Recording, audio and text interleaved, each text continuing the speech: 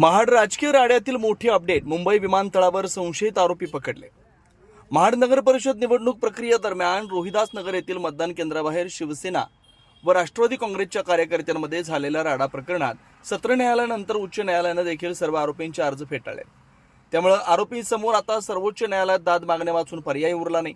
या प्रकरणी महाड शहर पोलिसांनी 3 संशयित आरोपींना अटक केली असून न्यायालयाने त्यांना 29 डिसेंबर 2025 पर्यंत पोलीस कोठडी सुनावली. महाड शहर पोलीस ठाण्यात दाखल या गुन्ह्याचा तपास सुरू असून रायगड पोलीस अधीक्षकांच्या मार्गदर्शनाखाली 2 विशेष पथकं नेमण्यात आली होती. तपासादरम्यान पथक क्रमांक 1 ने तांत्रिक विश्लेषण व मोबाईल लोकेशनच्या आधारे प्रतीक प्रताप शिंदे राहणार प्रभात कॉलनी महाड आणि प्रतीक नरेश पवार राहणार नांगलवाडी तालुका महाड हे मुंबई गोवा विमान प्रवासाच्या तयारीत असल्याची माहिती मिळवली.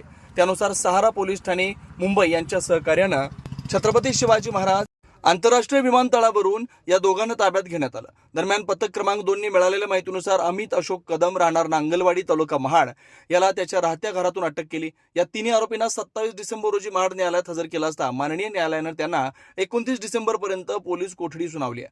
या प्रकरणातील प्रमुख आरोपींचा शोध अद्याप सुरू असल्याचं पोलिसांकडून सांगण्यात येत आहे. तुम्ही पाहत आहात विस्टा न्यूज मराठी.